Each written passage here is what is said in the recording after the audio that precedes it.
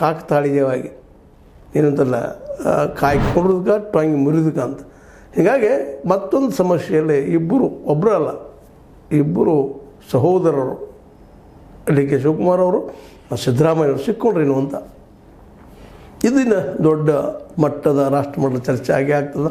ಈಗಾಗಲೇ ಗೋಧಿ ಮೀಡಿಯಾ ಅಂತ ನಿಮಗೆ ಗೊತ್ತದ, ಒಂದು ಸಣ್ಣ ತಪ್ಪು ಸಿಕ್ಕರು ಅದನ್ನು ರಾವು ಗನ್ನಡಲ್ಲಿ ದೂಡಾಗಿ ತೋರಿಸೋದ್ರಲ್ಲೇ ಎಕ್ಸ್ಪರ್ಟ್ ಹ್ಯಾಂಡ್. ಇದು ಬೇಕಾಗಿತ್ತಾ ನಮ್ಮ ಸಿದ್ದರಾಮಯ್ಯರಿಗೆ ಮತ್ತು ಡಿ ಕೆ ಶಿ ಅವರಿಗೆ? ಅದು ಅಂಥ ವಾಚ್ ಅದು ಜನರ ಮುಂದೆ ತೋರಿಸೋವಂಥ ಅವಶ್ಯಕತೆ ಇತ್ತಾ ಅನ್ನುವಂಥದ್ದು ಏನೂ ಇಲ್ಲ. ಅವ್ರು ಬಿಟ್ಟಂಥದ್ದು ಎದುರಿಸ್ತಾರೆ ಅವರು, ಆ ಮಾತು ಬೇರೆ. ಆದರೆ ನ್ಯಾಯಮೂರ್ತಿ ವೀರಪ್ಪನವರು ಹೇಳಿದಂಥ ಮಾತು ಮಾತ್ರ ಅತ್ಯಂತ ನೋವಿನದ್ದು. ಅಷ್ಟೆಲ್ಲ ನಾವು ಭ್ರಷ್ಟಾಚಾರದ ಏನು ಕಡಿಮೆ ಇಲ್ಲ ಕಾಂಗ್ರೆಸ್ಸಿಗರನ್ನು ಮತ್ತೊಮ್ಮೆ ತೋರಿಸುವಂಥ ಪ್ರಯತ್ನ ಮಾಡೋದಿಲ್ಲ. ಇದರಿಂದಾಗಿ ಬಿ ಜೆ ಪಿಯಲ್ಲೂ ಅದು ಆ ಮಾತು ಬೇರೆ, ಅವ್ರ ಸರ್ಕಾರಗಳಲ್ಲೂ ಭ್ರಷ್ಟಾಚಾರದ. ಆದರೆ ಇವ್ರು 40% ಹೇಳಿದರು, ಇದು 63% ಆಗ್ಯದ. ಒಟ್ಟಿನಲ್ಲೇ ಮಾತಾಡೋದಕ್ಕೊಂದು ಹಾದಿ ಆಯಿತು ಬಿ ಜೆ ಪಿಗರಿಗೆ. ಹೌದಪ್ಪ ಅಂತ ಭ್ರಷ್ಟ ಸರ್ಕಾರದ ಇದು ಬೇಕಾ ಅನ್ನುವಂಥದ್ದು, ಮತ್ತು ಇದು ಬೇಕಾ ಅನ್ನೋ ಪ್ರಶ್ನೆ ಸಹಜದ.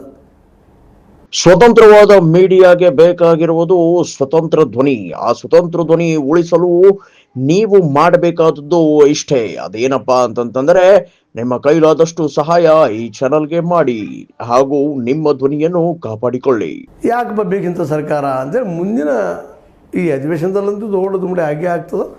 ಮುಂದಿನ ದಿನಗಳಲ್ಲಿ ಇನ್ನೂ ದೊಡ್ಡದಾಗ್ತಾ ಹೋಗ್ತದೆ. ಮೊದಲ ಈಗಾಗಲೇ ಮೋದಿ ಅವರು ಈ ಕರ್ನಾಟಕ ಸರ್ಕಾರದ ಬಗ್ಗೆ ಹೇಳ್ಬೋದು 80% ಅನ್ನೋಷ್ಟು ಮಟ್ಟಿಗೆ ವಾದ ಮಾಡ್ತಾ ಇದ್ದಾರೆ.